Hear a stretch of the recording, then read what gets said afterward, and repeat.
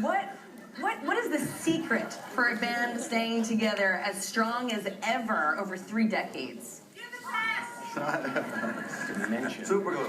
Dementia, I think it's. What is the super glue? We're just in the same room, we don't know why. Who are you? We walk around. Am I inside or outside? It is a little like the cuckoo's nest now, you know? But, yeah, try backstage, you know? Let's see the cuckoos come out.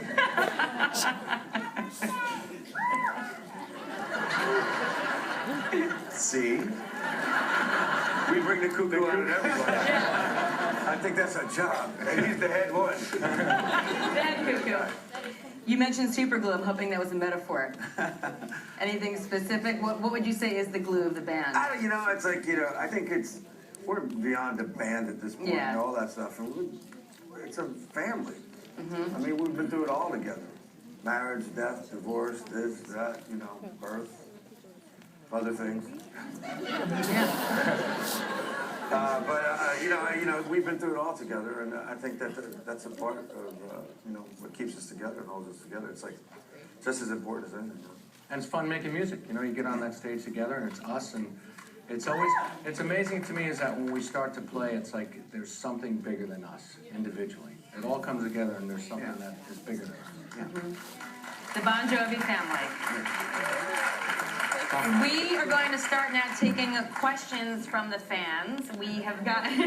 we're going to get to the audience here in just a moment, but we also have fan questions from around the world through Twitter and through text. And we're going to start off with a Twitter question. At Bon Jovi Lady from Kentucky. The tour dates will be March 14th at the KFC Yum Center. That sounds amazing. I have to tell you, when I grew up, I didn't look forward to playing the KFC Yum. Dreams do come true. Dreams do come true. I want to go to the KFC Yum Center right now. Madison Square Garden to the KFC Yum, so we know what catering is about. And it's KFC Yum exclamation point. Extra exciting. Gonna be a lot of chicken backstage. That's what I'm thinking. It is finger licking good. Okay. Question is, how cool is it to know there are many families like mine with 3 generations of Bon Jovi fans? How does that feel, guys? Oh, it's pretty amazing. You know, I mean, look, any kid who strums a tennis racket, you know, in the mirror when he's 12 years old, you know, thinks he's going to grow up and be a rock and roll star. To be able to fulfill that fantasy, you know, it's crazy. And just to be able to do it for as long as we have, it's even more reason why we're here to say thank you to all you guys who supported us for these 3 generations. It's crazy. Like, when you guys really did just come together in 1983 as a band, what were your hopes and dreams? What did you think about? What did you aspire to become? We said in 2012, we want to sit here tonight. And play the KFC Yum Center in 2012. I wanted to bring the Yum I Center. bet you in 1983 we would have thought that this was a big audience. You know, like this kind of theater would have been like, yeah, it's cool. Getting signed, I think. You know, get signed. we played in Hazlitt. One of the first, but it was a movie theater. You know, like one of the first gigs that the band from bowling alley. Yeah. You know, in Hazlitt. So it's like playing, like a really, truly like a movie theater. So it's been beyond silly at this point. You know? Yeah. It's just years fly by, and it's great. It's surreal and well-deserved. Right. We are going to take another Twitter question. I appreciate your patience. At Jennifer Cowell 3 from Toronto, tour dates there February 17th and 18th at the Air Canada Centre. If you could travel back in time to 1983 and give yourselves one piece of advice, what would it be? Don't eat yellow snow. I would say do everything you did and try to do more. That's right. Double it up. Double down, son. Double down. No regrets. No, not too many. You know, I mean, what's there to regret, really? We're still here. So it's all cool. It's all good. It all works out. Live to tell. Yes. At Jake R. Pattinson from the UK, Tour dates are to be determined. What is the best advice you can give a young, aspiring songwriter? Write. Keep writing songs. Keep listening, educate yourself and everything, and keep writing. Absolutely, good advice. Yeah, be true. You know, be true to who you are. Don't chase fads and fashions. And, you know, just if you stay true to who you are, it comes from that pure place, and then you know people tend to gravitate towards it, make it their own. As a songwriter yourself, do you find that you have to sort of, you know, shut things out and get into a zone, or is it the opposite for you? You know, in order to truly gain knowledge, you have to have your eyes open more wide and your ears, you know, really paying attention. But you can also get to that deep place, you know, and get introspective when you're writing something, you know, that needs a story that needs telling. A lot of times when we collaborate, it doesn't become my story or Richie's story, it becomes our story. So there's a volley back and forth. And then when I'm writing by myself, then you can take it to a different place. Not a better place, just a different place. It depends on the situation. Did you ever write something that you found was maybe too intimate, where you found maybe too vulnerable to share it? Not to share it, maybe to decide if it was going to be right for the band or what it would be right for. Right. But not to share it, no. Right. We are going to take a question from the audience here. We have Denise from Kings Park, New York. Hi. I have a question. What is the feeling you get when people worldwide can sing a song and finish it that you've wrote and performed? That's why we do it. Yeah, that's why we do it. I mean, we could have never dreamed it. Fabulous. Yeah, who knew? You know, every time that something comes off the notebook and becomes a record, and then you go out and share it, each time you think the audience is going to respond in that same way. Every time you walk out there and go, yeah, we did it. And in truth, half the time, even though, you know, it doesn't work even on a record. Yeah, we're the soundtrack of people's lives. Yeah. But when those ones that do, they are part of that patchwork of pop culture now. You know, there's a handful of those songs that are up there, and it's amazing. Do you ever get nervous to play the new material, just new songs you haven't performed Not before? nervous, but more like, is this thing on? You know, they're like, I'm gonna go get a beer now. Oh, no, you sit down right now. Yeah, this is not the merchandising song. You don't get up and get a t-shirt. We're playing here. So, Sit your ass down. right. Well, you're out of the beer. I will start living on a prayer right now. You get up, you sit down. I'll play that song right now. You go to the bathroom now, I'll play on it and prayer to heaven.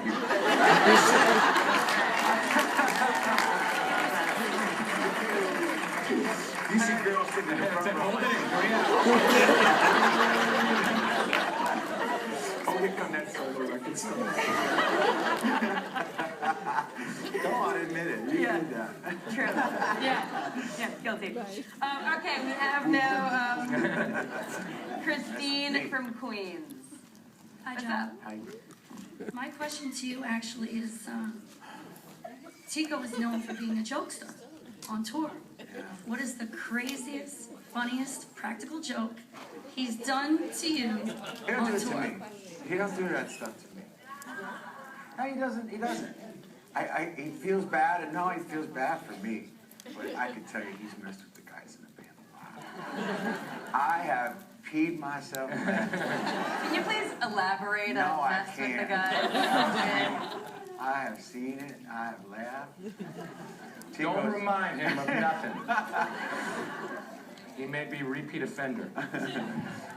It gets a little boring on the road sometimes. You just gotta break it up. I like boring. You can see who gets the brunt of it. I say. Yeah. We used to room together as an ugly Then I thing. divorced him. Got it.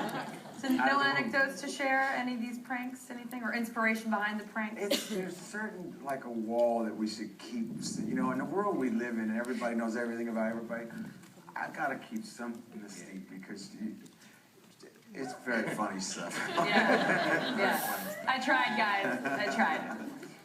Okay, we have another Twitter question. At IBTFY Girl from Roselle. Tour dates are July 12th, Chicago, Soldier Fields.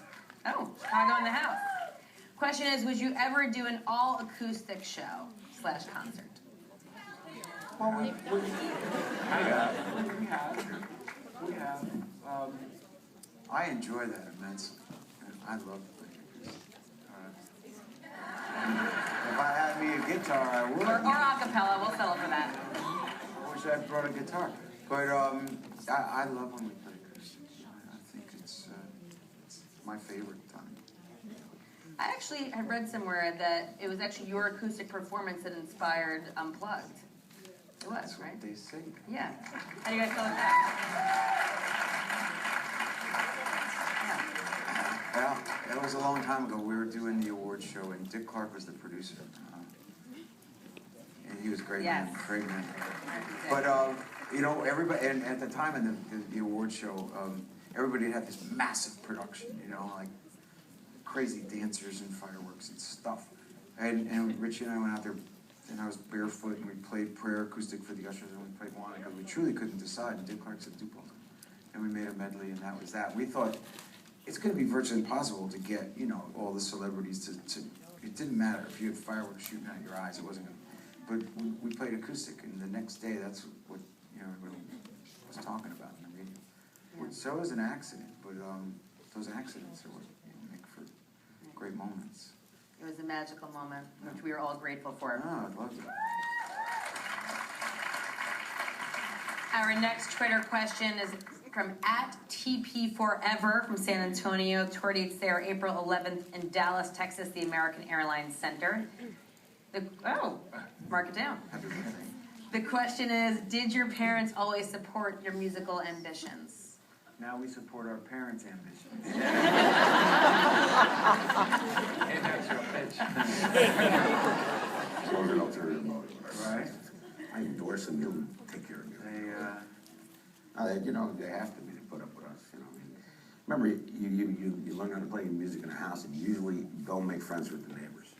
That's Neighbors, 10 o'clock, it's like, your son's kicking me out, and, you know, so the parents put up with a lot. Now, that's good advice. Make friends with the neighbors. Exactly. Yeah. Loud. Yeah.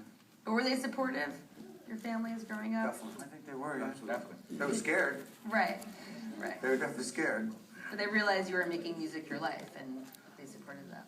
Fortunately, we were all so young and dumb that, you know, it sort of worked out. But they were I think they were all very supportive, yeah. My mom always said, just do anything you want, but don't get a tattoo.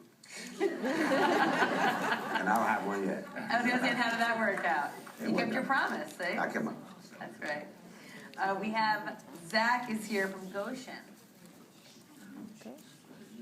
What is the concept of the new album, and is there a dominant, what's the dominant symbol of the album? The dominant theme you're talking about? I think it's just, it's a piece of time. You know, I started the writing process when Richie was going to start material for his solo record. So it's from last September through early summer of this year. So it was everything that was happening in the world. It was leading up to the election. It was what was going on in the economy. It was what was going on personally. You know, it was the world around us. So I think, and it's interesting because I've been sitting on this record finished since August, and so I'm dying to play it for somebody. Right? Yeah. I think we're dying to hear it. Yeah, it's a drag to have to sit on it, but that was the way it was. But anyhow, you know, if you hold a record too long, then the social relevance becomes old. You know, it becomes passé. It wasn't like you could write songs about who's going to win the election and then put it out 6 months later. Right. You can't. But so you have to release songs in a timely manner and say, okay, just put it out already. And that's where we're at. You know, but the record is a snapshot of time from September till June or July of this past year. But what's so special about your band is you're able to write these anthems that are just timeless. So Thank you. everyone's very excited. You know, the idea that this is a bit of the process, is that, you know, you write something that's relevant to you, to make sure that it's relevant to somebody who is not you, or that it may resonate in 5 or 10 or 20 or 25 years from now, is, it's cool. It's sort of amazing that, you know, we have to sometimes have a little, you know, check. You know, did I say bell bottoms and handlebar mustache? You know, that's pertinent to a certain time. So, you know, you're aware that you're writing international, timeless kind of themes that are inclusion, about inclusion. How do you think your songwriting has evolved over the years? Well, I think you're always aspire to improve everything you do, you know. And every day, you know, if you wake up and try to improve something, you know, I mean, you're always trying to improve. I think every time we walk into a studio, every time the pen hits the page, we're trying to be better than we were before, or get even deeper into our own stuff. Because, you know, what I've learned, I think, is when we're searching through our own stuff, we're not that much different. Humanity's not that much different. It's everybody's stuff, and that's how come, you know, what we write seems to be relevant across the globe. It resonates, you know, in 70 countries across the globe, you know, and that's, I mean, we've seen it firsthand, so it's not happening. I mean, we've been doing this for a long time, and our last tour was 52 countries, and everything was sold out completely, so, you know, I mean, so, I mean, it's stuff that me and John, like, write in the living room. Right. Next thing you know, it becomes a record, and next thing you know, it's resonating around the globe. So, it's just that, I think that, as songwriters, we have a knack to sift through our own personal stuff and, you know, fans out. Okay. We now have a question coming in via text from John in North Carolina. The tour date March 5th in Charlotte's at Time Warner Cable Arena. The question is, what is the one word that comes to mind when describing Bon Jovi's long-term success? Fantastic.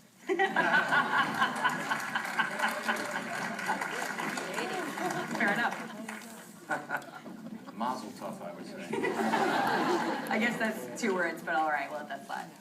Same word, different language. Same phrase, whatever. Anything else to add? You want to say it in Spanish? Sí. Muy bueno. Sí. Fantástico. Fantastico. Fantástico. Mazel tov. Multilingual. That's mazel tov in Spanish? Yeah. Mazel tov? Spanish version. That's a little Russish. Give me salute. It's also sandwich. Whatever we want it to be. All right, we have another text question from Jen in Georgia. February 27th is the date in Atlanta, the Phillips Arena. The question is, what crowd in a new town has surprised you the most? Wow. In a new town. What was a new town? Let's see. Greece was pretty surprising. Yeah, I was going to say Athens. Athens was very Athens was cool. You know, that was one place like we hadn't been yet, and went there on the last tour. That one jumped out. Yeah, me too. Yeah, the Olympic Stadium. Gorgeous stadium. Amazing. 68,000 crazy Grecians. It's awesome. That does sound pretty awesome. Almost like the Yum Center. No, they needed it, man. But not. They needed it. I mean, it was amazing to us, I think, too, because their economy is really screwed. So the fact that all those people showed up, I mean, I think we were pretty surprised. And People need the music. If the music is therapeutic, it's medicinal, they need it, literally. That's why the anthems we were talking about are so important. We have another text question from Pennsylvania. February 21st is the Pittsburgh date at the Consol Energy Center. And the question is, have you ever had a wardrobe malfunction? My boobies popped out. We don't get in trouble for that. On more It's than one actually of the encouraged. breezes happened. I felt the breeze on more than one occasion. You know, it's happened. Yeah, it's happened. How so? Spandex rips, man.